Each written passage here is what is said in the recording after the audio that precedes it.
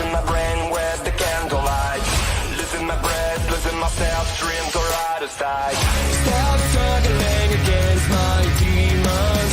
Stop thinking life has fiction. Let it burn, burn, burn. Burn the pain, burn the lies, burn the fear inside myself, and burn it all again. It's the right time to escape this cage I've been locked in for so long.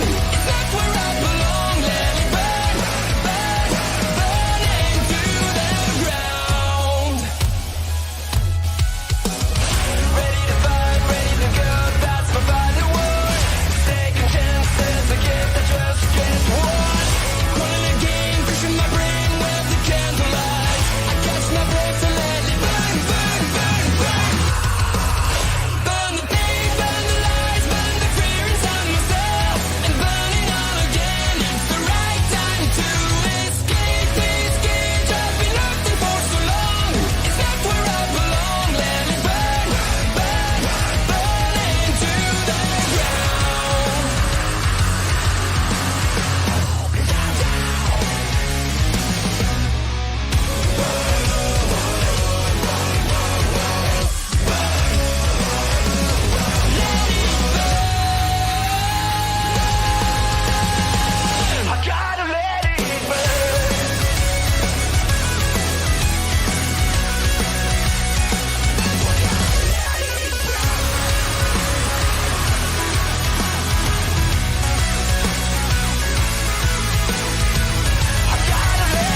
burn. Burn the lies, burn the fear inside myself, and burn it all again. It's the right time to escape this cage I've been locked in for so long.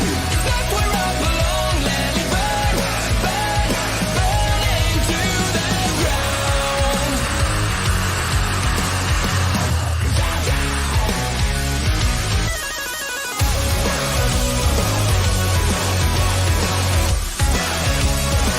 I gotta let it burn.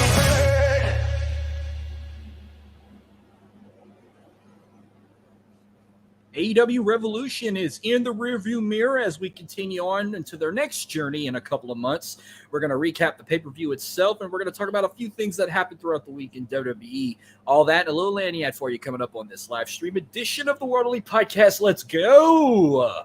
So what does it mean to be a raging Cajun? Southwest Louisiana, wreck your face, man. Still don't get it in, I'ma let you know.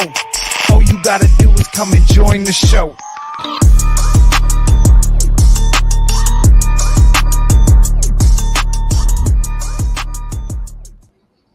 Yeah, we are the highest tier pod, your weekly unfiltered wrestling and entertainment. Welcome to the World Elite Podcast, presented by Drive It to the Chop Productions. Of course, where the road don't stop. We're free and available wherever you get your podcasts. We are on YouTube and Twitch as well. Of course, I am Marcus at MarcusElite337 on Twitter. And of course, I'm joined with Dylan.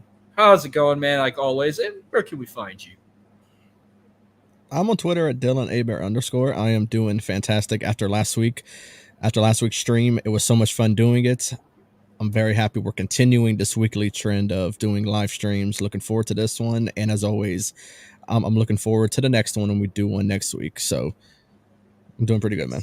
Exactly. I mean, I like how it could be a little bit of different of everything. Like last week, we were doing a prediction show on this, and now we're doing a recap with a couple other little things and whatnot. Sadly, there's just two of us. Jordan was supposed to make his return tonight after his issues, but he will be back possibly, hopefully, by the time we get that 200th episode down. So, Jordan, if you're watching or tuning in, man, get well like 100% that when you're ready to come back and hang out with us. Because we miss you. Well, Dylan sees you every day, but I don't see you every day. Good morning, broadcast in the house. What's the weather like?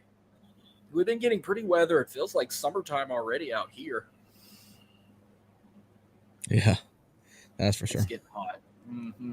Well, this episode is sponsored by 80s Tees. Go to 80stees.com. Use our promo code World Elite to get 30% off. And also sponsored by W Energy. Go to their website. I think it's KK or something? It's not .com. I'm going to have to give it's w.gg. W.gg. You get 10% off of your order if you use our code World Elite Pod right there on the bottom of your screen. So Mhm. you said you wanted to start off a little edgy. We'll start with WWE before we close out with the recap of Revolution. But you would pick the topic that they're not getting in track of. Usually in the past, they start talking about this immediately after the Royal Rumble. Then a few years down the road, they started right after the final pay per view going into WrestleMania. But I'm going to let you hand it off.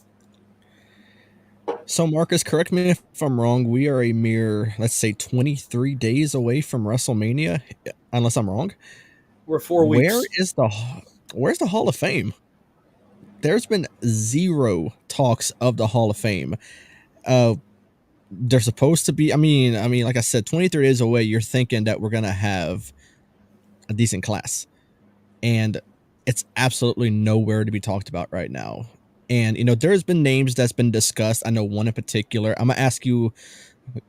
I mean, kind of a question about it in a few minutes, but I'll kind of want your thoughts on like the Hall of Fame as to where it is. Do you think there's going to be any sort of announcement about it? I mean, honestly, what's going on right now? Well, there's a lot I could say about this, and I hope I don't take a whole hour talking about this topic. But back a long time ago, see, the Hall of Fame started 30 years ago, by the way. It started with just one candidate, and then, down the road, of course, Jordan in the house, we miss you. We wish you were here. But comment your thoughts, like everybody else tuning in. 12 p.m. Friday afternoon, weather is good. Weather's always good in Australia. I don't even think it rains over there. Every time I see pictures or videos, it's beautiful down there. Anyhow, Mhm. so yeah, a long time ago. So like after '96, they had a hiatus with it. They brought it back in 2004. Then it became like a WrestleMania tradition where they would have the ceremony at first the night before WrestleMania. Then when NXT was created, they did it like 2 days before the show. Well, now they kind of brought it back. Now it's a 2-night event. They do the Hall of Fame the night before again. Back in the day, the Hall of Fame, I used to like it. Like they would put people in the class that truly deserved it. But then there were so many years that they put like way too many people in. And it's like you should have saved some of these people that deserved it down the road, because now we're in a time where we're running out of people to put in because, and I hate to be ugly about it, but not everybody in the WWE, past or present or in the future, is Hall of Fame material. There has been people that's been put in, I'm going to say the last 5 years, that don't deserve the Hall of Fame because they suck or they didn't do enough, accomplish much to call themselves even legends or Hall of Famers. Like Mhm. last year, they kind of did the same with it last year. They dragged ass and they only advertised the Hall of Fame for 2 weeks, where they were announcing inductees like over the weekend or something, like on a Sunday. Last year, they had only technically four inductees, not including 5 because of a tag team. Plus, you had a award that was created in memory of a legend who passed away like immediately after WrestleMania. And I can't do this Warrior Award shit anymore. It's pointless, and I'm probably gonna get bitched at for saying that. But it's like lately they're just giving it to like people that don't have nothing to do with wrestling, and it hurts my heart saying that, but I get they're just want to fulfill Warrior's legacy, I guess you could say. Now, I'm not questioning last year's winner. I've bitched for 2 years for Shad to get that award last year, and he finally got it. That's probably one of the Mhm. only or two only people that truly deserved that award.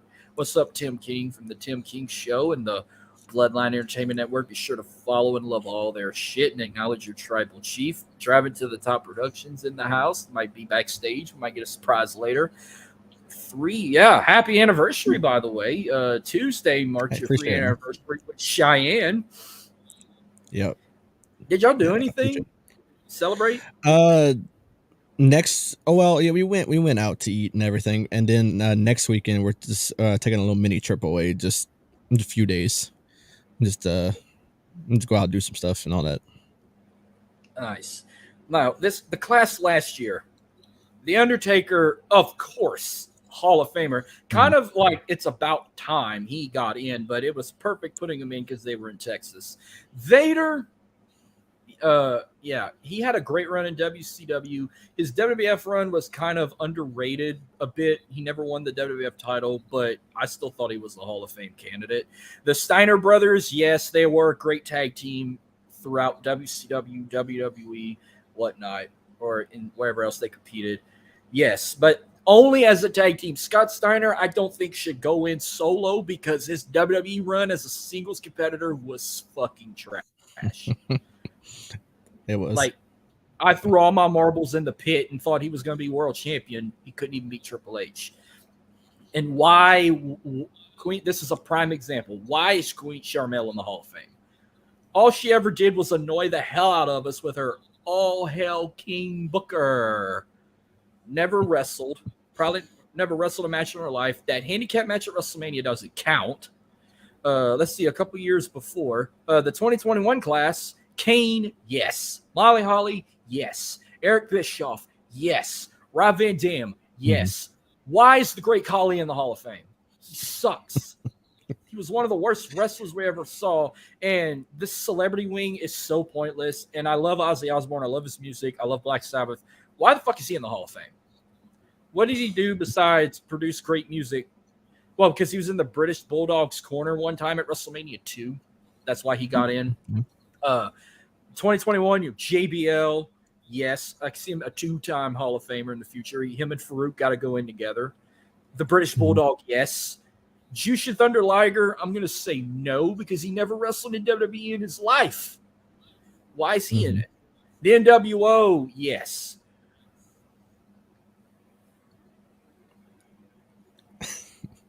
I'm going to pretend that was whiskey. Why is the fucking Bella Twins in the Hall of Fame?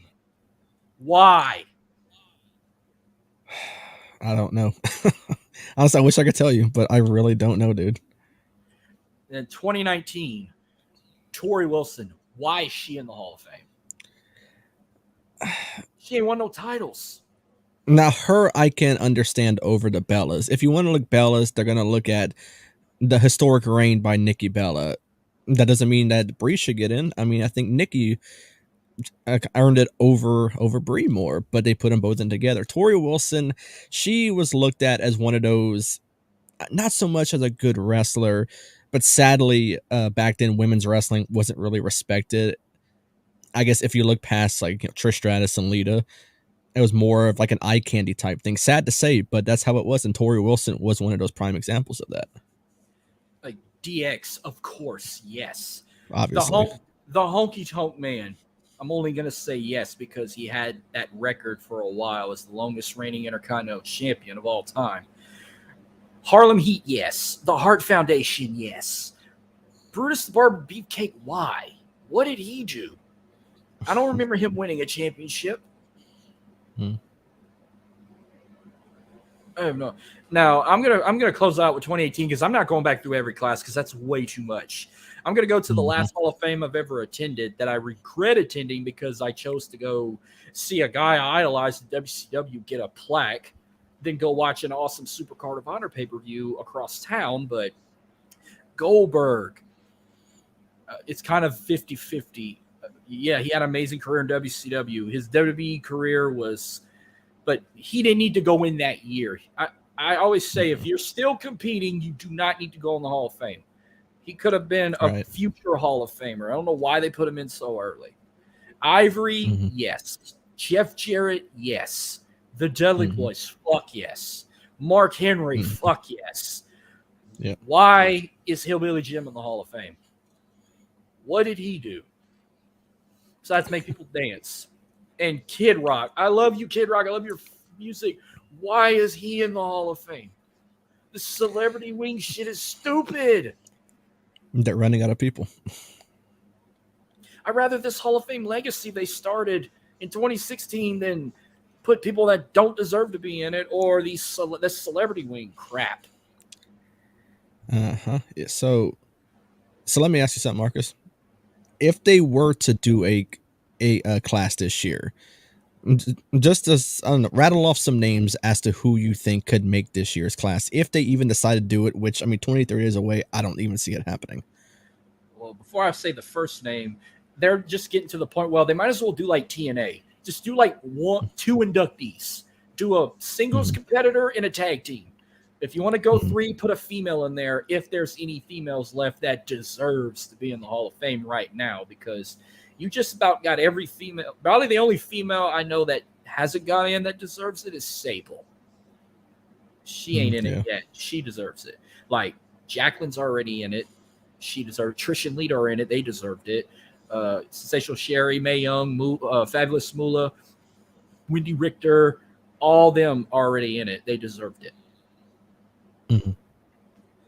I'm going to say Batista. He was supposed to go in 2020, and the fact that we're in Hollywood this year and The Rock is the only one left in the Attitude Era to not go in the Hall of Fame, you missed your chance there. He's not going in when they go to Philly.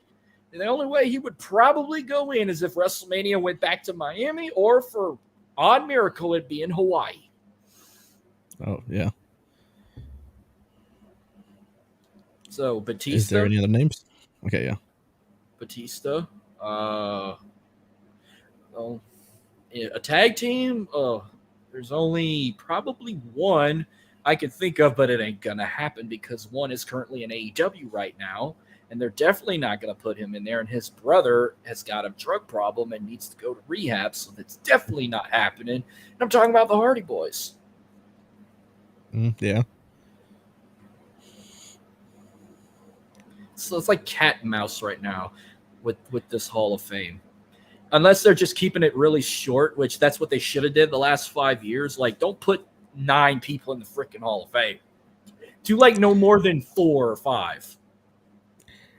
So that leads me to a good point, because I actually stumbled across an article, very good article, by the way. I want to credit the guy who did it. It's on the sportster.com. It was written by Matthew Wilkinson. It was published on February 27th of this year. And he predicted 10 people who could go to the Hall of Fame if they even did a Hall of Fame this year. So I'm going to rattle off some names. I want a thumbs up, thumbs down, a yes, no, whatever you want to give me. So from 10 on down to 1, I'm going to run them, because you only mentioned one that's on here, the obvious name. So, so 9 others. Yeah, he's number 1 as a spoiler, I guess. All right. Let's see. Number 10 is Fit Finlay. Yes. Even though his WWE career sucked, he's still a legend. I'll say yes to Finlay. All right, so this person never had a match in WWE at all, but for some reason is on this list.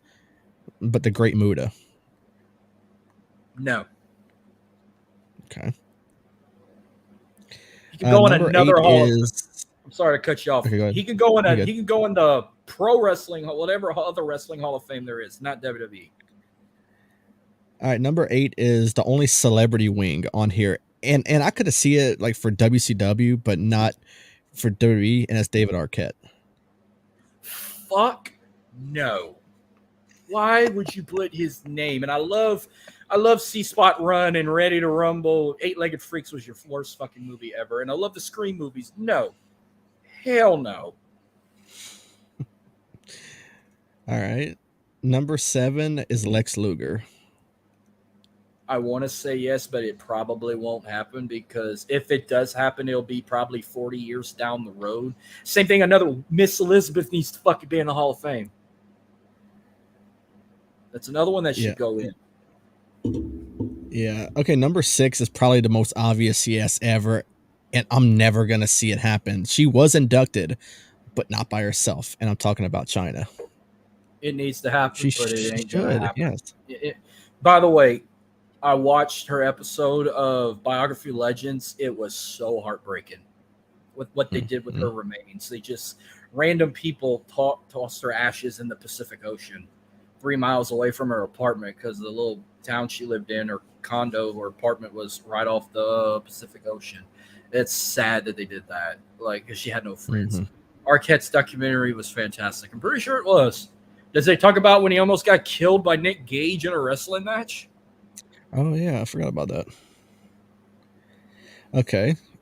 Number 5, I mean, maybe I could see it. You know, she had a pretty good run in WWE. Let's see. Number 5, I got Melina.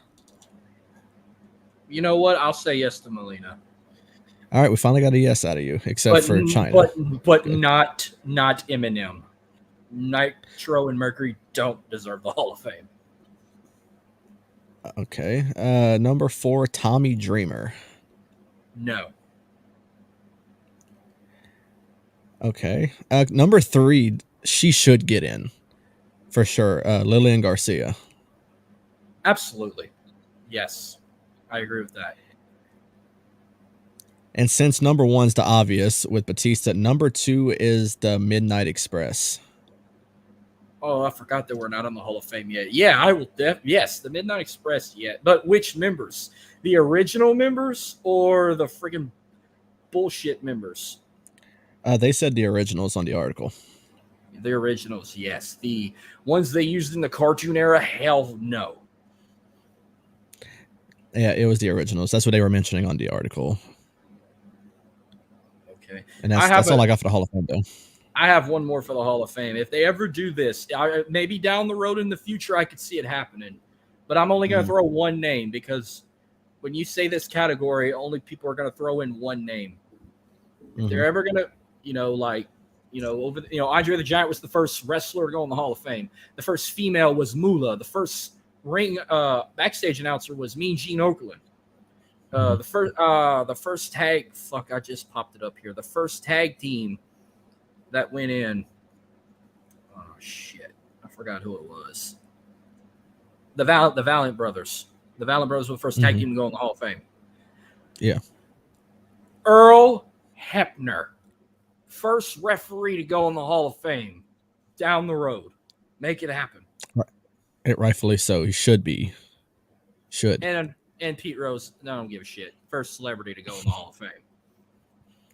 Yeah. So yeah, other than that, I mean, if it fucking happens, The Rock, which you're out of luck now until if by some miracle y'all go back to LA, or if it's in Miami or Hawaii. I'm just shocked Rock didn't go in yet. But then again, we thought he was going to fight Roman Reigns. Now they're saying it could happen next year. I can't predict. It's never going to happen at this point, dude. Like they've been saying it for this year. They made some talks of last year. It's not going to happen, dude. I feel like The Rock's not going to come back for that one last match. I just feel like the Hall of Fame's a joke now. I've heard people for years complain and say it's stupid, and now I'm on the bandwagon. It's just crazy how they never addressed it. Like, if they're not going to do a Hall of Fame this year, at least say something. I mean, goddamn. I mean, give me five current stars today you can see as future Hall of Famers, and 5 you don't see. It could be a tag team, a male or a female. It doesn't matter. Oh shit. I mean, current today. Obviously, Roman. Yeah, like Roman. You know, throw Roman out the argument because Roman, yes, Roman, Kevin Owens, Sami Zayn, Finn Balor, those guys we can throw out of this argument. Those are 100% yes. The Usos 100% yes. All right. You're kind of taking a little bit away from me because I'm not sure who else to say now. You're taking all the obvious ones from me now. Oh, there. Okay. Oh, Seth Rollins. I mean, obviously. Yes. But I mean, he still is a current superstar, but Randy Orton. Yes. Easily. Shockingly, that's coming soon. I know it's going to. But will he? Some of them might go in as 2-timers, but then there's some that could be a 3. Now, Randy Orton, I could see going as a solo and going as a member of Evolution. The Rated RKO, no.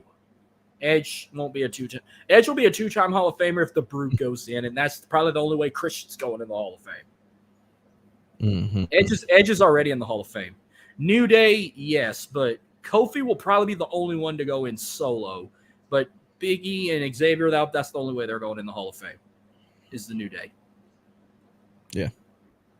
All right, give me some more names. But Seth, yes. Seth as a solo, The Shield, not him and Murphy as a tag team or the Authority group. No. I mean, 2 other guys you can think of that they just had a match at the Chamber. It was very disappointing. Brock Lesnar and Bobby Lashley. Yep. I feel like I both get in. That's 2 first ballot Hall of Famers right there. Yeah, now And when you look at the women's side of things, I mean, there's so many obvious names. Bailey, Becky, uh, Four, Charlotte Flair. I mean, there's so four, many of them. four horsewomen, yeah, but not first ballot. Unless Mm, Charlotte might be the only. Charlotte will probably be the first woman to be a first ballot Hall of Famer. I wouldn't be she will. surprised. I'd rather Becky be the first. I see Becky as a. Mhm. What's up, Nick? Universal Wrestling Podcast in the house. Wrestling is getting legalized in sports books. Yeah, I saw that. That is so fucking weird. I don't approve that. That's gonna Because it's a scripted thing. I mean, if it leaks, I mean, you're obviously gonna bet the obvious thing. I exactly. don't know. That's This what. stuff always leaks. I mean, the outcome of a match always leaks out. So it's so easy to win. Okay, give me a few more women, and then we'll move on. Oh man. Uh,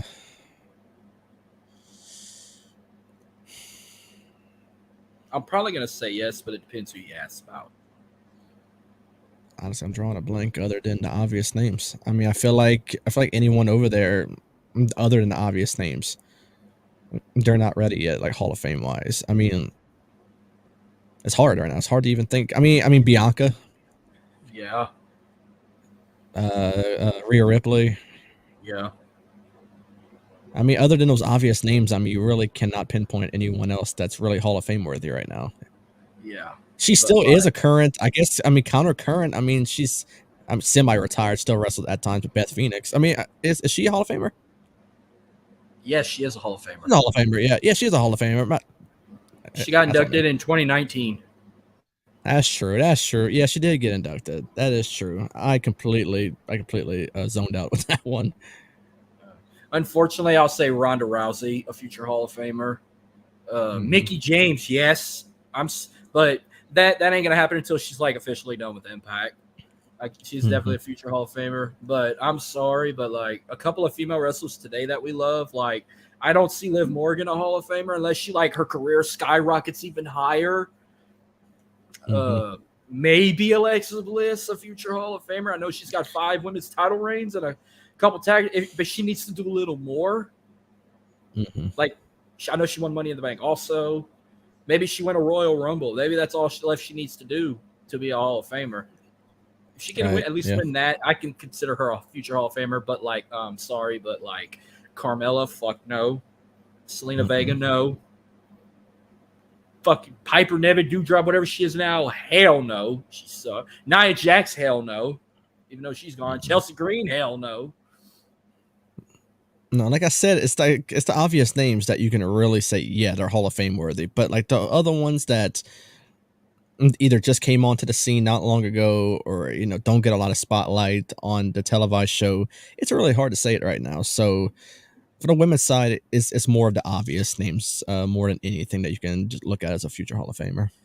I got one more, then I'm done with this topic. But it'll be till he retires because he's been wrestling for 20 years now and he hasn't retired yet. He goes in the future, but his piece of shit son won't. Rey Mysterio. Yeah, I had a feeling you'd bring up Dominic, even though we were talking to Ray. But yeah, Ray is a 100% Hall of Famer. It's without a doubt. We'll go to our next topic because this guy is definitely a future first ballot Hall of Famer because he's one of the faces that technically already passed the torch to another future Hall of Famer. Let's talk about the return of John Cena in his hometown. And of course, not even seconds before he can talk. I mean, his emotional got me, but I was already emotional because the cameraman Stu wasn't there, his tag team partner that Mhm. always would be the camera guy at stage. He's like, Stu's not here. And I'm like, boo, this sucks. But he started breaking down. Oh, fuck you. Logan Paul, my ass. Shelton, yeah, I would love that if they would use him right. The theory comes out, getting his ass booed. And I like how he's trying to win the crowd. You saw his Jordans he came out in. They were Boston Bruin colors. They were black and yellow. He Mhm. still couldn't even get an ovation. Comes out, the usual like, oh, you were the reason I got into the WWE. I idolized you. I followed that hustle, loyalty, respect. He said, I'm here to offer you a gift. I want to give you an opportunity to face me at WrestleMania for the United States Championship. Give him a chance to be a 6-time champion. But Cena said no. And then Theory started ranting him. But, man, I forgot how great John Cena could cut a promo. John Cena damn near roasted Theory and kind of spoke the truth, saying, you're made the biggest mistake of your life because win or lose, you lose everything. If I beat you and become a 6-time champ, you drop all the way back down, and it's going to take you a while to get back up. But if you beat me, you have to come in front of the hiatus crowd of the year, the night after WrestleMania crowd, where it's fans from all over the world, and they just are 100% don't give a shit, and they're just like saying shit they're going to tell them shit that's probably going to get bleeped off of USA, probably a fuck you Theory chant or something. Or they're going to bring up his mom again, like when Roman roasted him about his mom. They're going to find anything they can just to get bleeped off television. But I knew it was going to happen down the road. For the last damn near almost a year, they've been spoiling about it. Theory saying like, oh, you can't see me, the champ is here, or quoting something. Cena even took some pictures like Cena with the spinner belt, the U.S. spinner belt, for his 20-year anniversary, and they brought all that back up. But I'm actually excited. I've never been excited more for a John Cena match than this one. Because, I love Austin Theory. I still love him. But John Cena was one of my favorites as a teenager. Doctor of Thugonomics Cena. But I'll hand it off to you on Cena versus Theory for the U.S. title. I mean, should it be for a championship, or do you think they should have just went at it without it? So I forgot who it was that said it on our chamber show. I'm not sure if Justin. it was Will that said it. It was Justin that said it. That Theory should drop the belt a few weeks before Mania. You have his match with Cena, and then even better, Theory goes over. Because I mean, John Cena does not need this win. I mean, let's be honest. John Cena does not need this win. He doesn't need the U.S. title. He's a part-timer. After Mania, we're not going to see him for months and months and months.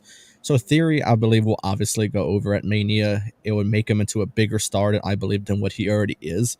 Because he is a main event worthy talent. And I mean, we've been knowing this for a while, because we've always talked very high on Austin Theory. But a match with John Cena, I believe, is something that he really needs to really boost his career. Does it need to be for a championship? No. Not at all. It does not need to be for a championship. But I mean, Austin Theory, if they're gonna have him carry the championship for a while, which I hope that's the goal for him, is to hold it for quite some time, then of course it's gonna be for a championship. He's gonna beat Cena, and he's gonna go on to have bigger, better matches, and just solidify himself as that main event worthy talent, and one day even possibly be Universal Champion, be WWE Champion. He has what it takes to be that sort of champion. So honestly, for a Cena match, I'm excited. I'm never too big on Cena getting the spotlight nowadays, being he's a part-timer. He's not that one that needs to go over anymore. But I'm really excited for this one. Theory has what it takes to go against someone like a John Cena and go over. So that crowd's going to go absolutely silent when Theory goes over. It doesn't matter. Night 1, night 2, doesn't matter. That crowd's going to go absolutely silent once he beats John Cena. Yeah, I mean, it shouldn't be for a championship, but I get why they did it. But you're kind of giving it away. The way that promo went, it's like 100% in the bag. Theory's going to beat John Cena, but will he beat him? Because, Cena gets what he deserves, and Cena really hasn't won a pay-per-view match God knows how long, and he hasn't won a WrestleMania match since 2017. Mm-hmm. Yeah. I think it's been 4 or 5 years since he actually won a pay-per-view match. Yeah, he won his last match he had, which was on SmackDown, and a tag team match, but his last pay-per-view match before that tag match, what was it, SummerSlam against Roman Reigns? Yeah, that was his last pay-per-view match he had for the Universal title, and he lost. Before that, it was the horrific Firefly Funhouse match he had with The Fiend, and he lost. And then I think 2018 was his last pay-per-view win, and that was that tag match he did with Bobby Lashley at Super Showdown in Australia against Elias and whoever his partner was. I don't even remember that pay-per-view too well. Mm-hmm.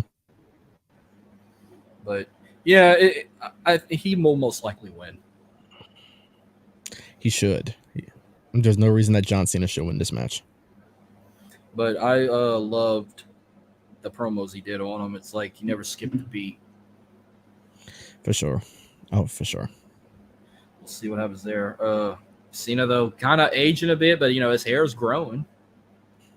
Except for one particular spot on his head, and that's the big bald spot he has. Well, his hair Showing his sure age. covered it. Well, his hair sure covered a bit of it when he took his hat off. Shit, you saw his last match he did with that tag match on SmackDown? Man, that thing was very visible. Really? Oh, yeah. Yeah. Oh, yeah. I remember now. Yeah, Very that visible. was visible. But speaking of Cena, he's got a couple big films coming out later this year. Hopefully, this is the last Fast and Furious movie, Fast X. And he got selected. He was picked to voice Rocksteady in that new Teenage Mutant Ninja Turtles movie that's coming out on my birthday. They just announced the release date. It's coming out on my birthday. And I laughed about that. I'm like, oh, him and Sheamus are probably going to have a match. Winner gets to be Rocksteady. He was in Rocksteady in the last Ninja Turtles movie. Mm-hmm. Yeah. But moving forward, just one more thing I want to talk about before we get to the main topic of what we're talking about. But WWE made a couple of big announcements earlier this week. Well, one we already knew about, that it was coming. But I seriously hate this name change. But they got 2 pay-per-views after WrestleMania. Actually, their next 3 pay-per-views are going to be I would say overseas, but it's going to be outside the U.S. But you remember in July, they said Money in the Bank's going to be in London, which that's going to be a hell of a pay-per-view. I can't wait for. But first, they announced the return of King of the Ring. We knew that was coming, but now they're doing it in Jeddah, Saudi Arabia on Saturday, May 27th. The night before Double or Nothing. They're going back to Jeddah at the Jeddah Superdome, which there's only one Superdome, New Orleans. But I get why they did it, but I hate this new name. King and Queen of the Ring. Why? And I get because you want to make it fair to the females because now they have a tournament that they called at one time the Queen's Crown Tournament. But yeah, your pay-per-view or we can't say pay-per-view, premier live event is now called King and Queen of the Ring. Why? I just can't see Roman Reigns say, I'm going to beat your ass and I'm going to do it at King and Queen of the Ring. I just can't see Roman saying that name, calling somebody out for a match at that pay-per-view on premier live event.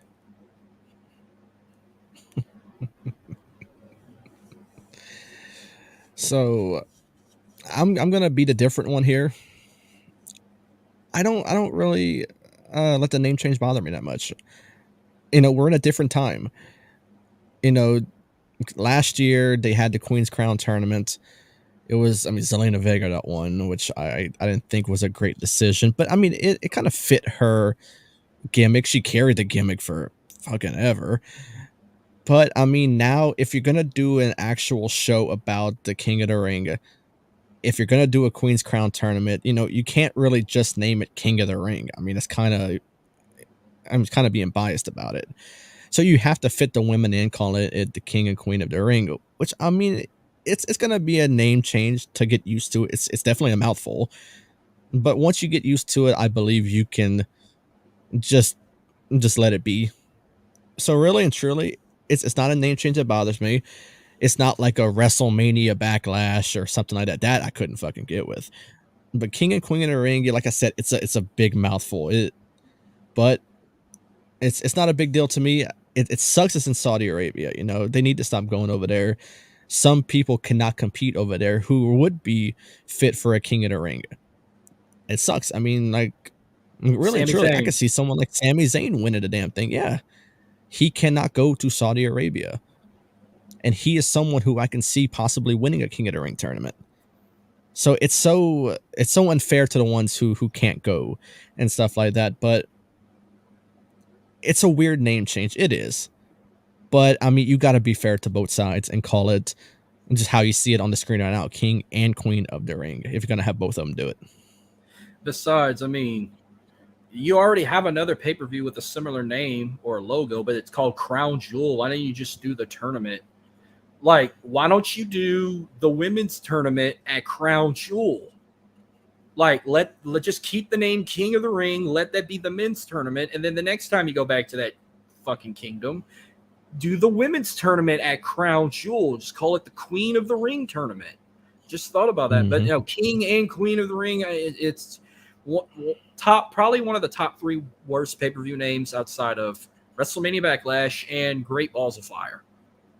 Yeah, I was getting ready to say you got to mention Great Balls of Fire. That was possibly one of the worst names ever. I mean, that was so bad. I'm so glad they only did it once.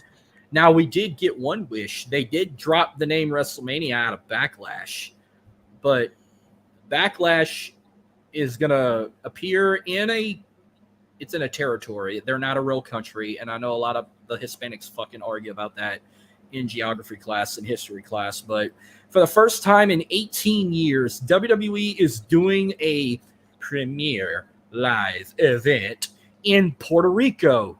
And it's going to be Backlash, which I think it's pretty cool because I remember when New Year's Revolution was in San Juan, Puerto Rico, and I thought it was so cool they're going to Puerto Rico. And I remember watching that pay-per-view, and that's going to be a future nostalgia episode I added to the list. We're going to cover when we get closer to the week of Backlash. We're going to go back and watch that pay-per-view on Peacock. But the only thing I understand is, I mean, Backlash, it's a good pay-per-view. Everyone loves the name, but it's not one of your biggest shows of the year. Why do you need a host? They get Bad Bunny, who is from Puerto Rico, to be the host of this pay-per-view. Why didn't you just put him in a match or something? Like, why do we need a host for a pay-per-view like this when it's not WrestleMania or SummerSlam? I mean, really and truly, the only way I could see a host happening for Bad Bunny is because where he's from. I mean, he's from Puerto Rico. He's done work with the business. I feel like his work is not done yet with the WWE. And maybe even though he's hosting, I could see him potentially competing over there as well. You know, his career ain't done. If by some shocking miracle Roman Reigns retained against Cody Rhodes, Bad Bunny's going to challenge him for the title. He's not retaining, man. He's going to like we mentioned it on our last stream. It's such a predictable story. He's going to win the championship titles. It would be pointless if he'd have lost with all that shit with the videos of him recovering from rehab and then him winning the Royal Rumble at number 30 and everything. Mm-hmm. But I'll be excited to watch this pay-per-view. It's May 6th, and thank God we're not going to that soccer game that day. Yeah, now it's May 13th now. Mm-hmm. Thank God we're not going to that MLS game because I'm excited to watch. Oh, wait, I got a wedding that night, so I'll have to watch it Sunday. That's true, I have a wedding I'm going to that night, a big one. So I'll watch it on Sunday, but I'll be excited. If they could do like they did in 2005, it would be so hilarious. Like, when the ref counts 1, 2, 3, they're counting it. The crowd's counting it in Spanish. Uno, dos, tres. Or, well, there's no elimination chamber match, but whenever they did the countdown for the pods to open, they were counting backwards from 10 in Spanish. And it was hilarious. Oh yeah. Yeah, the whole show, the fans were counting 1, 2, 3 in Spanish, and it was funny as hell. But they were doing the chants in English, like "You suck" or "Let's go." Whoever wrestled that night, they were chanting that in English, but when they were doing the 3 counters in Spanish. But yeah, it's gonna be interesting. The next 3 pay-per-views after WrestleMania are gonna be around the world. Gonna be international. You got a show in Puerto Rico, then a show in Saudi Arabia, then a show in London, England. Then you're coming back to the States for SummerSlam. It's gonna be interesting. Yeah. All right, well, let's see how quickly we can recap this show here. But this past Sunday, AEW had their first pay-per-view of the year, Revolution, that happened in San Francisco, California, at the Chase Center, the home of the Golden State Warriors. It looked like a packed house, unless Wikipedia's lying right now, but they said the attendance was 9,000. It looked like there were way more people than 9,000 in the Chase Center. Mhm. Maybe I'll say about 15,000 the most. That'd have been a WWE show. I could see 18,000, but no, I'm gonna say about 15,000 were in attendance. Mhm. 140,000 buy rates that bought it on pay per view or on Fight TV. 140,000. That's not bad. But okay, I have a complaint. Who the fuck was that backstage announcer? Oh, you're talking about RJ City? Yes, that dude annoyed me. Dude, RJ City is a national treasure, dude. I watch his show every Sunday on the AEW channel. He interviews different people, and he is one of the best interviewers I have ever seen. Go watch his video with what's his best one? Probably with FTR.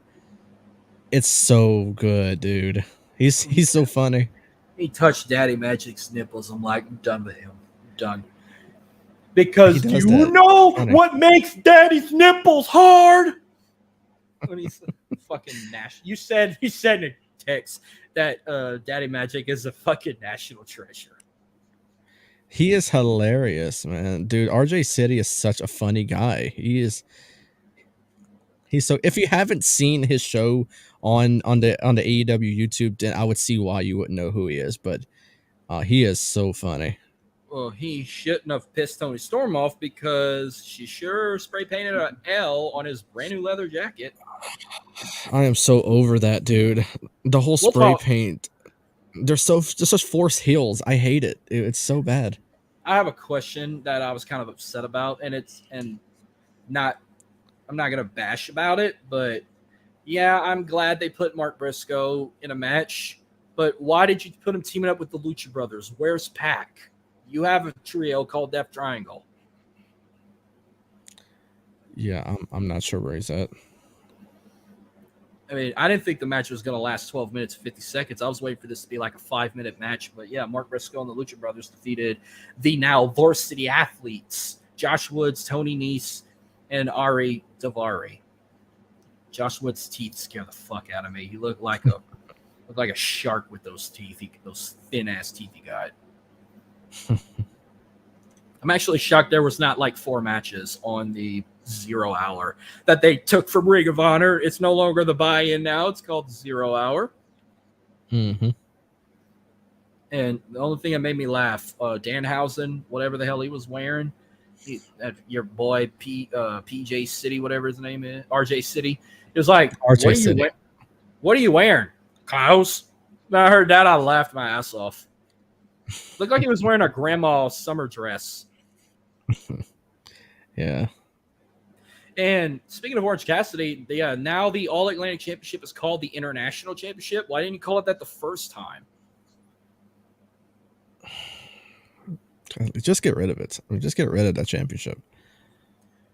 Thank God Tony Khan didn't say groundbreaking announcement coming on Dynamite. And then that is, I renamed the title the International Championship because we're not just going to defend it around the Atlantic Ocean. We're going to defend it around the entire world.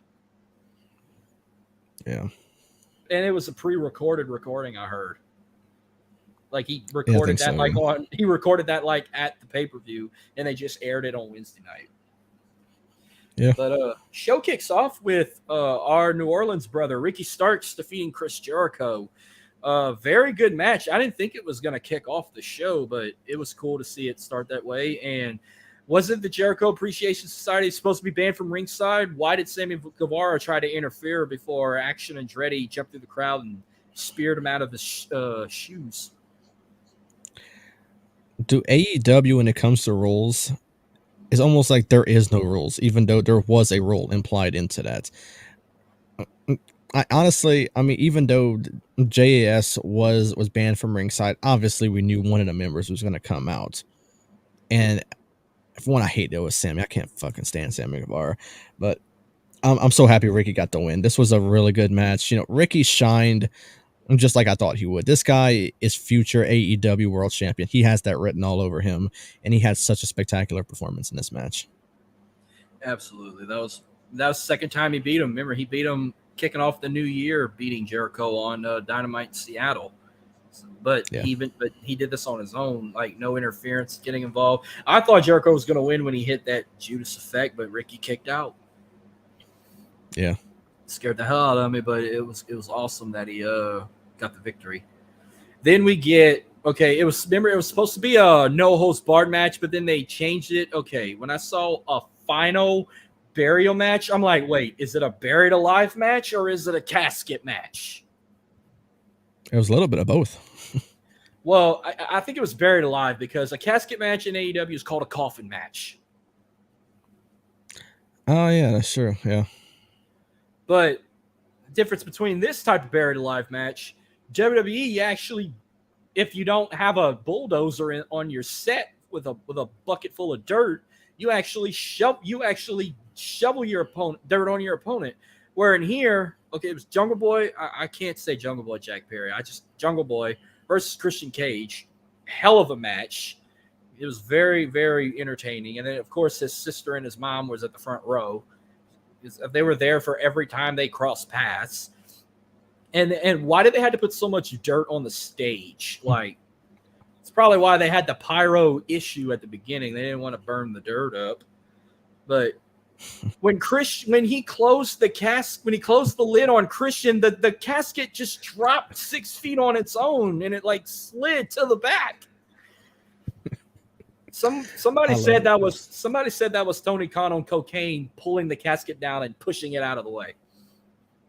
Dude, the moment the casket fell, it was like a ride from Six Flags. It was like just. I thought that was a botch. I thought like the casket broke or something.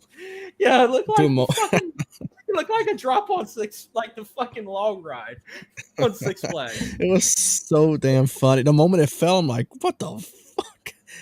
Why did it fall so fast? And it was gone. Like, you don't see it. That was crazy. I laughed at the fucking tweet that said that was Tony Khan on cocaine who pulled the casket down and wheeled it out the fucking arena. That was just so funny. So what's the future for Christian Cage? Does he go back to WWE or does he finally retire? We don't know. Some people think that was Christian Cage's last run in AEW. Yeah, I think that was his last appearance in AEW. I think he's done. I don't know what his contract situation looks like. I know he debuted for Revolution 2 years ago. 2 years ago. So now I think this was the final run for him. I think his chapter of a rivalry with Jungle Boy is done. I think his run in AEW is done. And honestly, I would love to see him come back one more time and either team with Edge, compete against Edge. I mean, we all know Edge is going to be done soon as well. So let Edge have his retirement match against Christian or something like that. You know, Christian needs to be involved one way or another in Edge's retirement, and finally get Christian into the goddamn Hall of Fame where he belongs. Him and Edge will be 2-time Hall of Famers because like they'll also go in as a tag team. Yep. So Edge is only going to be a 2-time Hall of Famer. Judgment Day is not going in the Hall of Fame. No. Rated RKO's not going in the Hall of Fame. Maybe the Brood. I don't know. Maybe the Brood. Everyone loved him. Everybody loved the Brood. I don't know. Who'd you watch Revolution with? I watched it with Ryan. Oh, you watched it with your brother. I thought maybe you went to Keats or something and watched it. No, I think he's offshore. Jordan didn't watch it with y'all? No, Jordan stayed home. He's been at his house for a while, still nursing his. Well, for one, to kind of update everyone on Jordan, it's not his gallbladder; it's his liver. He's going meet up, I think, with either his doctor. I think he's meet with a surgeon, and they're gonna, I guess, figure out the next step for him. So I know he has a very early doctor's appointment coming up this upcoming week, but we didn't update everyone on Jordan when the stream started, so I kind of wanted to let everyone know where he was. But he also has a cold right now as well to add on to everything he's dealing with right now. So soon enough he'll come back, but that's what he's dealing with right now. That's gonna suck if he can't drink anymore. Honestly, that shouldn't be his concern right now. That ain't gonna stop him. I was gonna say that's gonna suck if he can't drink ever again. And when we go to that MLS game, I was gonna take out a HEB and go pick up some Broken Skull. I know I'm still yet to get it, but I think my favorite part about going to Texas, especially through going to Houston and stopping at Buc-ee's, I fucking love it over there. I went to Texas Monday, and the same store I found them last. They're running out again, and I'm like, not this close to 316 day. I gotta have Broken Skull. I'm trying to start a tradition where I can start drinking his shit on his day while wearing my Austin 316 shirt, because I was lucky to find some last year, and I bought 2 4-packs of the American Lager because that was the best one. The IPA, I'm not an IPA guy. It tastes like shit. But I don't want to Yeah. let him hear that. And he gives. I would love to take a starter from him, but I don't want him to open another different can of whoop ass on me because I said IPA, Broken Skull IPA sucks. I mean, I never had it, so it's hard for me to tell. I don't drink IPA. If you like IPA, you'd like it. Jay Gibbs, how you doing? Thank you for tuning in. All right, Everyone loved this match and loved the result, but the House of Black took on the Elite for the World Trios Championship. I love when the Elite comes out. I love hearing Kansas. Even my dad loves that song. That he was a kid when that song came out. Now, I didn't think in my own eyes he would love Kenny Omega, because since he's been watching AEW, he has talked shit on Kenny Omega and Don Callis for years. Now he's jumping on the Elite bandwagon, and he's like, even told me, is like, I can't believe I'm actually fucking happy to see Don Callis. And I'm like, yeah. Wow. But this match was fucking awesome. I mean, I didn't care who would win, because if the House of Black wins, they deserve the titles. If the Elite retains, awesome. I laughed when Kenny Omega fucking hit a V-trigger on fucking Julia Hart, and he was just looking, he was like, oh, and he turned around and got hit with a roundhouse kick by Malachi Black. But the House of Black Malachi finally got some championship around him. It's been a long time, and I always come talk. Buddy Matthews looks fucking phenomenal, and I am straight as a tightrope. That dude is muscular. Brody King looks like Rip with tats. If you watch Yellowstone. I don't, but my sister does, so she'll probably understand the reference more than I do. Oh my god, you have to watch Yellowstone. It is. Dude, I watch too many shows, dude. I can't get into another one, dude. I'm currently watching a show on Hulu right now, and honestly, I don't even have enough time for that right now. I don't know when we're gonna finish it, because I got Aja into watching Dahmer, and we finished it in like a month. But it was her turn to pick. She wanted to watch Yellowstone from start, but we've already watched, like, we're almost done with season 1. We still got, it's 47 total episodes as of now before the new season starts at the end of the year. So we'll definitely have it finished by season 5 starts. So we got about, I think we got like 31 episodes left to go. 31, 32 episodes left to go. Because we're almost done with season 1. But, it's shit. I see why my family and a bunch of my friends and neighbors and everything down here love that show and watch it on Sundays. I'm watching that when we're together, because she's not allowing me to watch it by myself. We're watching it together. But I'm also watching The Mandalorian season 3 right now, finally. And I'm about to start watching Bad Batch, because I didn't realize they already did 2 seasons of that on Disney Plus. Star Wars show. Nice. And I'm waiting for season 2 of Peacemaker. Oh yeah, waiting for that too. But yeah, what did you think of the outcome? Were you glad that House of Black finally got some gold? So I feel like this is a match that no matter who won, it's like we win either way. You know, House of Black wins, then you know, one of the most dominant trios in AEW, or should be looked at as one of the most dominant trios in AEW, finally gets gold around their waist. Because I mean, looking at all of them, you know, Malachi Black is an absolute star. You know, he did his best in WWE, but for some reason they did not see his potential, and it's weird. Brody King, you know, he's an absolute powerhouse. I'm so happy that they when he came to AEW, they paired him with Malachi. And then Buddy Matthews, I never saw him being a member of the House of Black whenever he first showed up in AEW, or whenever he got released from WWE. I did not see the vision for him being in House of Black, but he fits so well over there. And if the Elite won, then I love the Elite. You know, I love Kenny. You know, the Young Bucks are my favorite tag team right now. I felt like I was going to win either way. But with the House of Black winning, they deserved it. I feel like this was their moment to finally win the championships. And really, this should be the opportunity for Kenny to go single and the Young Bucks to go into the tag team scene again. But as it's looking right now, there's going to be a three-way trios match for the trios titles with Jericho Appreciation Society, House of Black, and the Elite coming up. I think House of Black retains. Obviously, they just won them. But I mean, like, for one, you cannot use the term "they just won it" anymore, because look at Wardlow just won the TNT title at Revolution. We'll talk about that, but then he lost it to Powerhouse Hobbs. So really, you know, like I said, House of Black, they deserved it. So many good spots in this match. You mentioned the V trigger to Julia Hart, but there's one in particular where Nick Jackson took an absolute brutal knee to the face. It was towards the end of the match. It was been shared all over after the match happened, and what a damn spot that was. It was fantastic. The match as a whole was fantastic. Just loved everything about it. So House of Black, they deserved it. I'm happy they won. I called it. I said, even though I love the Elite, this needs to be the time that Kenny goes back into the single scene and the Bucks go back into the tag team scene for the tag titles, at least. But yeah, a very good match.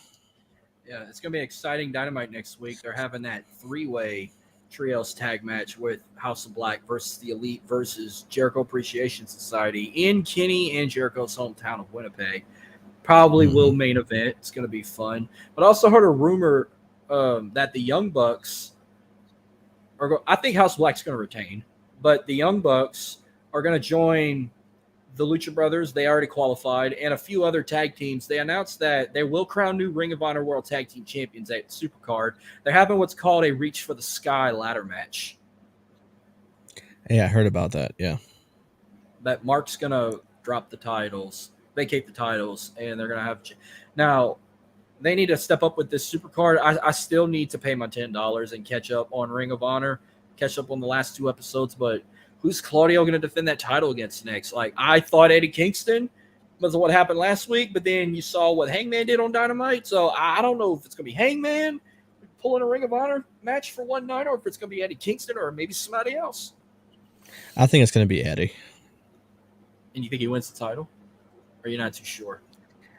Honestly, I'm not big on Eddie as a superstar. I've never been big on him. I think he's extremely overrated. He gets a loud pop every time, but I just don't understand it. Okay. Let's run through this one as quickly as we can. But this actually wasn't a bad match, only because of one reason. But Jamie Hayter versus Saraya and Ruby Soho in a three-way for the women's title. The match was actually not bad. But God, if Saraya would have won that match, I'd have gave this the worst match of the night. But I'm so glad Jamie Hayter retained. She pinned Ruby Soho. And then found out Ruby Soho is now a member with Toni Storm and Saraya, whatever their trio is going to be called. She turns heel. They spray paint an L on her and Britt Baker, so I guess Britt's now a babyface. And still hasn't turned on Jamie Hayter yet, unless it will happen in the future. But as of now... And what's this 5-on-5 tag team everybody's talking about that they want to see? I really don't know. Honestly, I really don't know. I haven't heard much about it. Like, who would the other two women be to team up with Saraya, Ruby, and Toni Storm? Unless I don't know about Hikaru Shida, but like I guess one team you'd have Britt Baker, Jamie Hayter, Willow Nightingale, probably Hikaru Shida. And who would be the fifth person for that?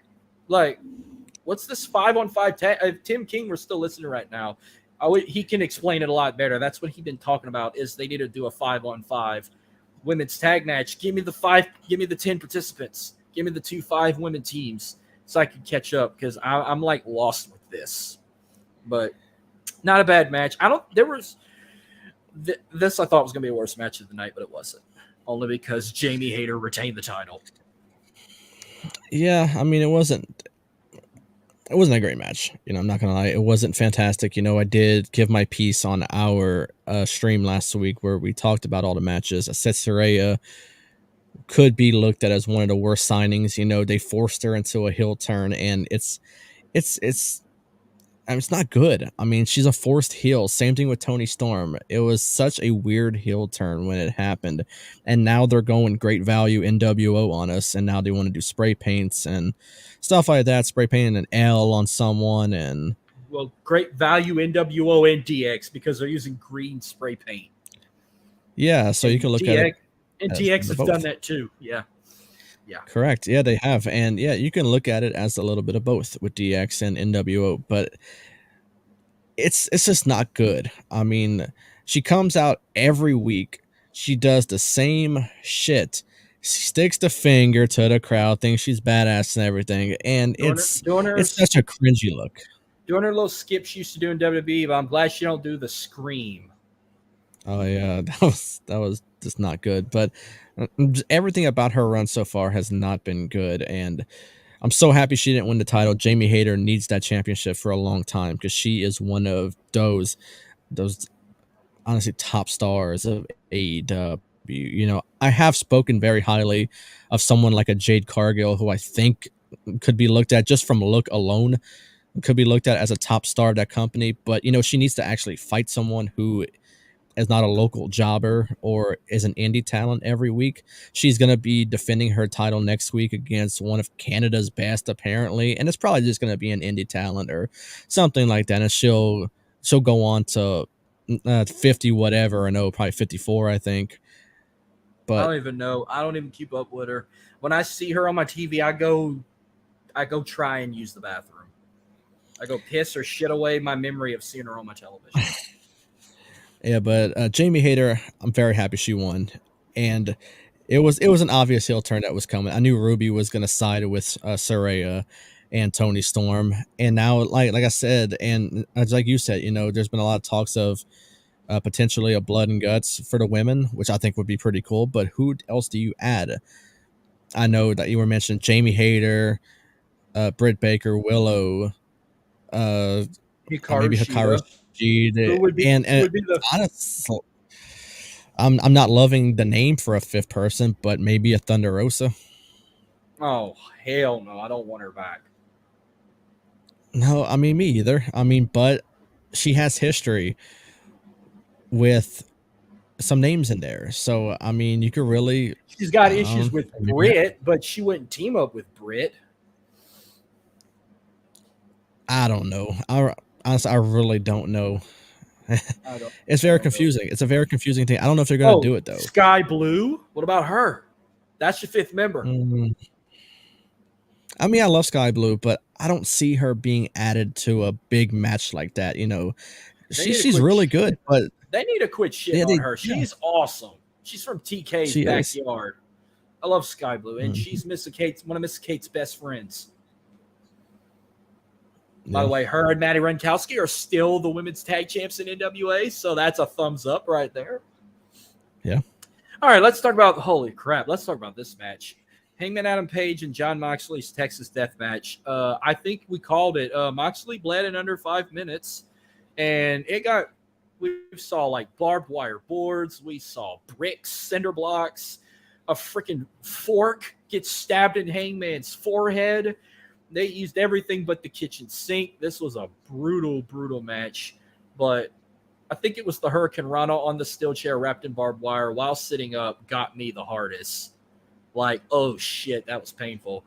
But what shocked me the most, Hangman made Moxley tap out when he choked him to death with that chain hanging over the top rope because the buckshot lariats couldn't keep him down. But Texas death matches in AEW is basically a last man standing match. And where anywhere else you can win by pinfall or submission, no, this is basically a last man standing.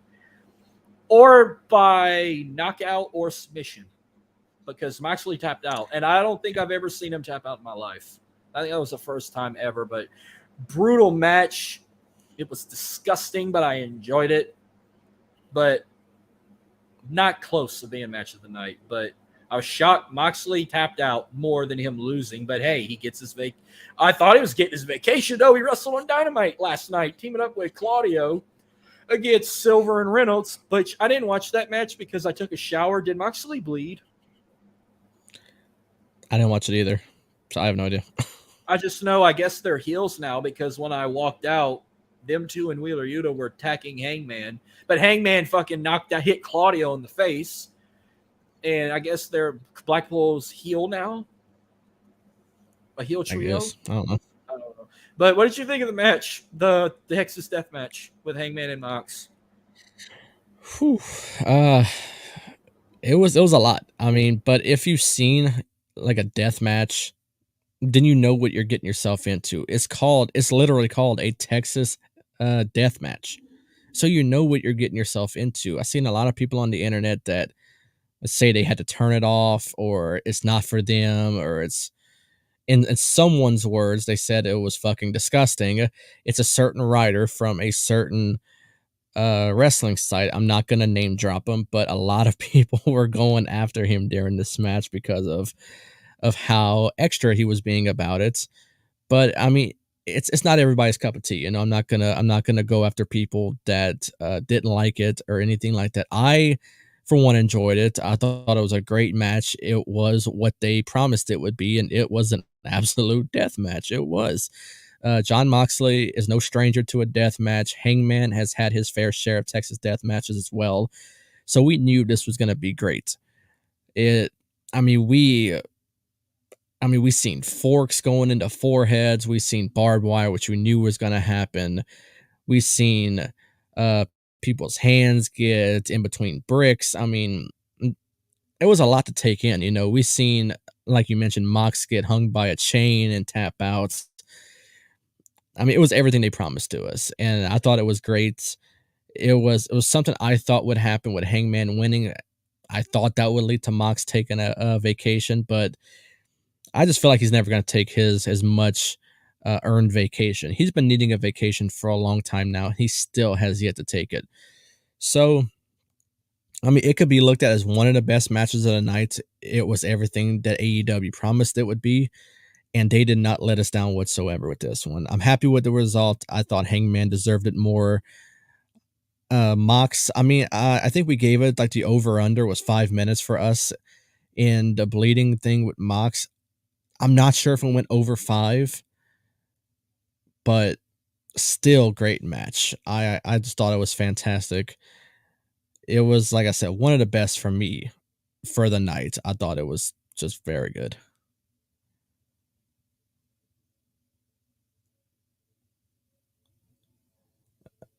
Hey, Marcus, you're on mute, yeah. Oops. Ouch. Anyhow, we get Wardlow versus Samoa Joe for the TNT Championship. I don't know. I said this was the worst match of the night, and because I was completely bored watching this. Like, I was just disappointed the fact Hobbs wasn't in this match. He's in his hometown. Yeah, he wrestled in his hometown last week and won the Face of the Revolution ladder match, but no, let him. He should have been added to the match and let him win it in his hometown again. But he was sitting up in the Raptors. He was sitting up in the suites watching Samoa Joe get put to sleep by Wardlow, which was kind of shocking. I didn't think he was going to win by technical submission. I was waiting for him to like just give him a couple of power bombs and beat him by pinfall. Wardlow wins the TNT Championship, and at the time, Samoa Joe had the shortest reign until last night. Wardlow, which I called it, Wardlow lost the TNT title to Hobbs, which I'm glad Hobbs is champion finally, but I didn't expect fucking QT Marshall to cost Wardlow. That made Wardlow look weak as hell. I can understand if it had been Samoa Joe. Why QT? What the fuck? QT Marshall? Really? The guy who started the factory? Dude, come on. That is a red flag of putting Wardlow down the shitter again. So, for me, what should have happened was Hobbs should have been inserted into this match, making it a 3-way match, and Hobbs should have went over instead of having Wardlow win the title, get the big ovation, have to stare down. What kind of a stare down whenever Wardlow's in the ring? Hobbs is all the way in the stands holding the big brass ring that he was holding. And it should have happened. I think Hobbs should have been inserted into that match, winning the TNT title, instead of making Wardlow win it and dropping it a few days later. Now, I'm not sure if this is the reason why he lost it. I know that his ring gear got stolen, the TNT title got stolen out of his rental car. I'm not sure if that's the reason. That's a work. I mean, it could look be as a work. I mean, but if it's not, I don't know if that's punishment. Man, I don't know. I think Samoa Joe took his ring gear. I mean, I don't know, but it's just kind of stupid. It's like the TNT title is like playing a game of hot potato. You know, it's just for me, it's not finding a suitable person. I think Hobbs should be champion for a long time with the TNT title. He's deserved it for so long, and there's no reason why you take it off of him anytime soon. Well, if they want to put a title on Wardlow again, and if it's not the TNT title, you might as well let him go after Orange Cassidy because he ain't taking the AEW World title from MJF. Yeah. All right, this match could have gotten more worse than it already turned out. But we get a 4-way: the Ass Boys versus the Acclaim, Jay Lethal and Jeff fucking Jarrett, and Orange Cassidy and Danhausen. Okay, what was Orange Cassidy and Danhausen portraying with the black pants and the sunglasses? I couldn't figure that out. I had a blank mind there. They were mocking something. But we were rooting for the Acclaim, but the Guns shockingly retained. I was like, okay, as long as Jeff Jarrett and Jay Lethal didn't win the tag titles. But then they come out, then, of course, they're going to cut a promo. Hey, did you realize that before the pay-per-view went on the air, the ones that sat in the front row in the chairs had some typed up letters taped to the seats that were typed up by the Guns saying, that we appreciate that if you do not chant Ass Boys or something. I didn't get to read the whole thing, but I laughed hysterically at that. I'm like, they're going to give that team hell. I didn't really hear Ass Boy chants until during the match. No, me either. Well, they come out, and after they retain their titles, they're talking, saying how they deserve respect. We've beaten some of the biggest names, tag teams in AEW. Well, if they throw FTR's name first, and I'm not thinking they were going to come out next. They threw 2 other team names. I think they said the Young Bucks. I don't remember who else they said. Well, then you hear FTR's music. That was a loud pop. And I'm like, oh shit, they're not going to WWE. They're coming back to AEW. But it took them a little while to come out. Well, they finally come out. They beat the Ass Boys up. And then Dak turns into John Moxley for a second. He starts bleeding. I don't know what happened with him. And I'm like, yep, if they challenge the Ass Boys, they're going to be 2-time champs. And that's my dad's favorite tag team right now in AEW. My dad loves FTR. Mm-hmm. Dad loves Dak. He loves Dax the most. Oh, yeah. Dak. And he even, that's probably the only, he knows a few finisher names and stuff, but when he sees them do, the big rig, he hollered it, big rig. No? They changed it back to Shatter Machine. Really? Yeah, I thought it was just a mistake that they called a Shatter Machine on Revolution, but they said it again on Dynamite. So they must have got the naming rights to Shatter Machine again. But I'm so happy they changed it back to that instead of Big Rig. They said it at Elimination Chamber when Edge and Beth did it. Well, they're neighbors with, like, they don't live that far from Dax and Cash. They all live around the same area. Well, that must be isn't it in North Carolina then? That's where they live, Edge and Beth? I guess. I don't know. Or Buffalo? I don't know where they live at now. I know they don't live in Florida. I think they either live in North Carolina or they live somewhere in upstate New York. I don't know. I'm going to say North Carolina. But yeah, I was shocked to see them back because everyone thought they were going to go back to WWE and come at WrestleMania. But now I'm glad they're back. And whenever they challenge the Ass Boys, they're going to win them titles back. They'll be 2-time AEW tag champs, combined 8-time tag champs with all the other titles they've won together. So once again, I correctly predicted this match as the Guns retained, but I did not correctly predict the outcome. I thought that Billy Gunn would finally turn on the Acclaimed and rejoin his sons. But the moment they low blowed him, I'm like, okay, that's not happening whatsoever. But yeah, but I mean, it was an okay match. It wasn't the greatest thing of all time that I was watching, but for FTR coming back, they're gonna challenge the Guns, and they're finally gonna get those titles back. You know, the Guns, they're just not it. You know, when they're cutting a promo, they get booed, but the moment they won, there was not a cheer, not a boo. It was just complete silence when they won.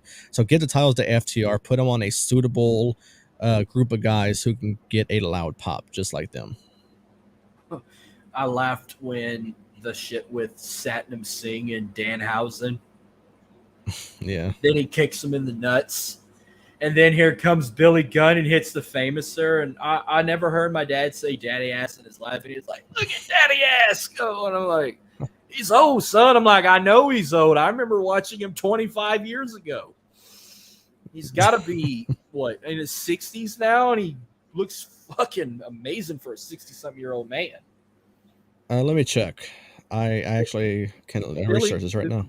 Billy Gunn is 59. He'll be 60 November 1st this year. Jeez, you got that quicker than I did. God damn.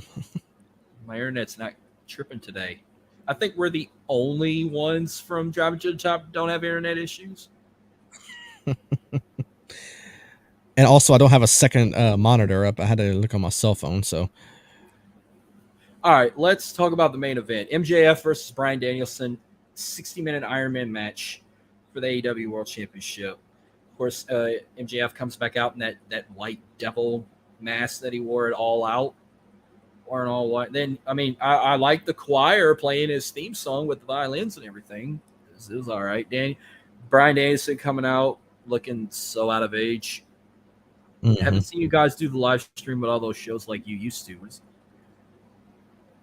Oh, he's talking about when we used to do streams with the other podcasts last year. Oh, yeah. Well, a lot can happen. 5-hour streams. Oh, we're not like that. We would lose all our viewers if we went 5 hours. But except for Jordan, he would watch it faithfully. I'll just skip to the funny shit that we talked about, drunken shit. Thank God that at the end of the hour mark, it wasn't 0-0.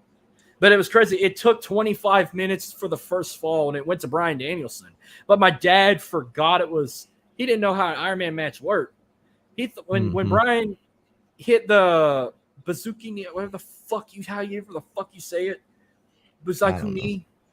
Dad thought he won the title. I'm like, no, it's a 1 hour time limit match. It said whoever has the most falls at the end of the time limit wins. So he's up 1-0. Well, 3 falls happened so fast. Like MJF hits a low blow, but we hear the ref call for. Well, I'm like, well, wait, is there no? Is it because sometimes in an Iron Man match you can get counted out and can't get disqualified. Kurt Angle and Brock's Iron Man match 20 years ago, it was like that. But some are not like that, where anything goes. But obviously, I heard a bell ring. I'm like, wait, was that a botched bell? No, they rang the bell, but then MJF puts a roll up, scores a fall, and then immediately scores another fall. I'm like, don't tell me MJF's up 3-1. No, it's 2-2. He got disqualified when he hit a low blow. So Bryan was up 2-0 before he scored back-to-back pinfalls, and he tied it 2-2. Like, I never saw that before in an Iron Man match. And it was 2-2 for 16 minutes. Or no, more than that. No, more than that. Close to over 20 minutes. When by the 40-minute mark, MJF gets another fall when he hits the Heat Seeker. And about 9 minutes later in the match, Bryan Danielson puts the Regal stretch on MJF, and he taps out. And it's tied up. And the countdown goes to 0. I was like, it's going to be a sudden death. They're going to go into sudden death. They're not going to end it in a draw, but they're making it act like it ended in a draw. And it's funny, like MJF is like a fucking paramedic crew goes out there and they put an oxygen mask on them and shit. Well, then, they show the announce team of Excalibur, Taz, and Tony Schiavone, which JR called like 2 matches and he was done. Then the way Tony reacted, he put his hand over like what I'm doing right now. Look at me. Mm-hmm. When I saw him do this, I said Tony Khan's talking to him. So he gets up and he goes to Justin Roberts and he goes to the referee He's like, I was just supporting Tony Khan. They're trying to make it where the camera can't hear him. He's like, sudden death. I said, I heard that. Said Tony Khan had said this match will not end in a draw. We're going to sudden death. Well, they go an extra 5 minutes, and it was so near falls. I thought Brian Nate was going to actually win the title when he hit the running knee, or the heat seeker, the bazooki knee. God damn it! What? I don't know what the heat seeker was. Well, MJF rolls out of the ring. And I like how he kept giving himself water breaks, and that poor kid in the crowd where he took that woman's water bottle and spilled it on that little kid. Like, that's fucking racist. Dude, and the thing, it wasn't even a plant. Like this was a real thing that happened. That like, I know Amanda Huber had to go talk to him, and he was actually able to go backstage. I saw him talking with Hobbs and stuff like that. So that, for one, when I saw it the first time, I said, "What's an obvious plant? I mean, he's not going to take a thing of water and pour it on a kid or something." Well, he did, and it was real. So what if he would do it? Thank God that kid wasn't like watching a show on an iPad or something, and that iPad would have crashed. Oh man. Well, he knocks Brian out with that oxygen tank. Like, he's hiding under the ring apron. Just like, I'm like, thank God that wasn't the ref that went over his head. Like, what if that would have been the ref and he knocked the ref out with it? No, he hits Brian in between, right in the forehead with the oxygen tank. And then he puts him in the label lock, and MJF just taps out. And I'm like, we're never going to hear the end of that. Well, we're going to see MJF next week on Dynamite, whatever that bar mitzvah fucking shit he's got going on next week. He's gonna brag that he made the Great American Dragon tap out and shit. Like, we're not gonna hear the end of that. But what's next for MJF? We got Double or Nothing. The next 2 pay-per-views, we know where they're gonna be because they don't ever leave those 2 cities. But who's gonna challenge MJF next at Double or Nothing? I doubt Brian's gonna go in another feud with him. I don't know who's gonna step up now. I think this is over with him and Brian. I mean, if you're gonna look at someone, I mean, I wouldn't like saying it, but I know MJF's going to go over no matter who it is. So I think if you're going to put him in a feud with somebody who can afford to take a loss versus MJF, I think you look no further than Hangman Adam Page. Maybe. I mean, I think it would be fantastic. It would be really good. I'd like to see Ricky Starks maybe go after it, even though he wouldn't win. But, I mean, just see something different. I'd like to see a Ricky Starks MJF feud. But that was definitely the match of the night. And that was MJF's best match I ever seen him wrestle in. Yeah. I mean, if you look at some of his best matches, I mean, this is right up there. But that dog collar match with CM Punk last year's Revolution was absolutely fantastic. That was probably 2 of his top 5 best matches ever. Was the dog collar match with CM Punk, and then the Iron Man match he did with Brian this past Sunday. But yes, I thought the pay-per-view was good. It wasn't the greatest show on earth. It ain't gonna out top WrestleMania, but I thought it was a good show to kick off the year for AEW. You know, they got 3 more pay-per-views left, but as of now, until whatever Double or Nothing or All Out can give us in the next few months, this was their best pay-per-view so far. Yeah, I mean, this was really good. I mean, start to finish, I thought it was fantastic. Some matches I thought could have been a little bit better. Obviously, the Wardlow and Samoa Joe match, the women's 3-way match for the title wasn't fantastic either. But as a whole, I thought it was really good. AEW is known to put on good shows. Tony Khan always gets criticized for his booking, but I think he's doing a great job at it. And it was really good. I mean, it was a really good show. You gave me hell because I gave it a 3.5 rating out of 5. Yeah, I think it's upwards to a 4 or maybe a little bit more. Not a 4.5, but like maybe a little bit over 4. Hey, I gave it a fair rating. I don't think a lot of people thought you gave it a fair rating. A lot of people were saying, geez, 3.5, really? That's it? They were just questioning, like, why would you say Samoa Joe and Wardlow's match was the worst? I said, because it was so boring. A lot of people said the women's title match was the worst match, or some people said the 4-way for the tag titles was the worst match. I mean, the Iron Man match Final Burial, is the maybe, best. too. Yeah, I mean, the The Iron Man match could be looked at as the best, but I think an underdog for the best match of the night was for the trios title. The chemistry in that match was so freaking good, dude. I love that match. House of Black, Elite. Jeez, dude, I could have watched an entire pay-per-view with just them going at it. Yeah, but no best of 7 series, please. No, that needs to stay far away from AEW as they can get. They need to never ever do that again. I don't care who. Yeah. Well, that was fun. That will. You have anything else you want to mention or bring up before we close out? On the AEW side of things, no, I got nothing. For the stream wise, I absolutely enjoyed this one again. Last week was so much fun. I knew I wanted to do this again and keep on making this a weekly thing.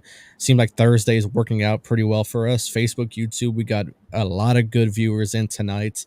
I enjoyed every bit of it. Thank you to everyone who tuned in. Either it was on Facebook, on YouTube, all of our friends, some of my family members tuned in. I enjoyed every single bit of it, and I cannot wait to do this again next week. Oh yeah. Well, I got one more thing to bring up before we close out. So we try not to cry, but it's nothing show related, by the way. You know, we've been doing this for 2 years, but I gotta say something that I've for the last 9 years. Sadly, it's going to be an end of an era, and you know, these last 9 years, it's been spectacular. I've made a lot of memories with it, and I'll never forget some of the great times with it. I've used it for multiple reasons, but usually when something like this happens, we go on to bigger and better things. So I'm just gonna say on out with the old and in with the new. But after tonight, it's gonna be the end of an era for me with my Xbox One. What, really? I go pick it up tomorrow. I got finally upgraded. Finally, I'll get it tomorrow.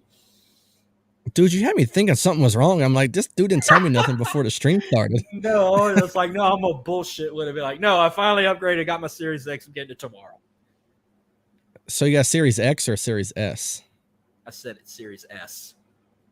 Oh, okay. I couldn't make out what you said. Okay, but you said you like more digital than like a physical copy. So the S is the perfect thing for you, I think. Plus, I've been hearing a lot of people still complain about the X. So I have no complaints whatsoever. I've been having mine for a while. I have zero complaints. Well, I get it tomorrow, which I need to go back on the old one, see what I want to re-download, like Netflix and shit, like Netflix, Peacock, Prime Video, like, because I have way too many apps on that, but I ain't re-downloading everything. I'm only downloading what I basically use.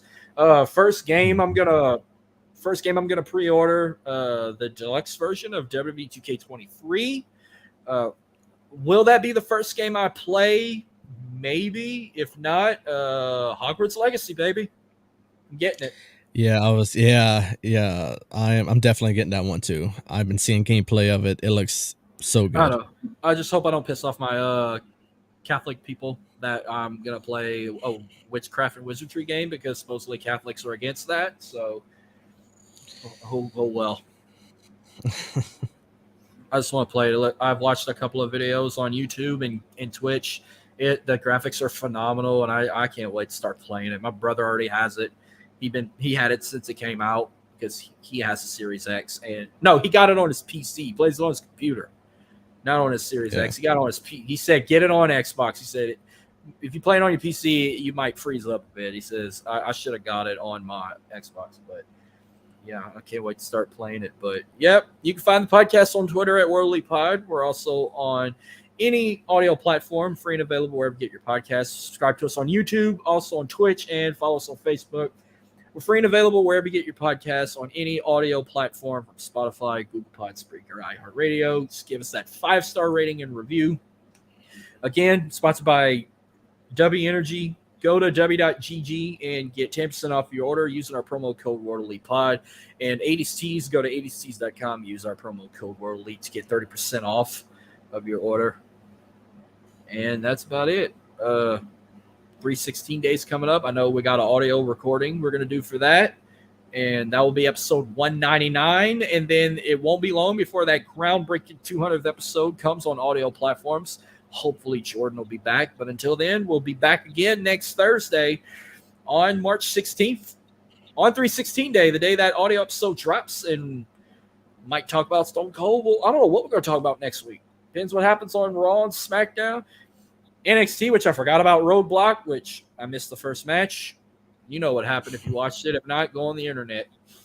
But it was a crappy show. But did you think that was a work, or did you think she was really hurt, Roxanne collapsing after that match, or you didn't watch it? No, it was a clear work. They did the same thing with Shawn Michaels back in the day. It was the exact same thing that happened. Yeah. Like, I think in 1995 or 495, you did that crap. But that will, all right. That will do it for tonight. Thank y'all for tuning in, and we'll see y'all next week. So what does it mean to be a raging Cajun? Southwest Louisiana, wreck your face, man. Still don't get it in, I'ma let you know. All you gotta do is come and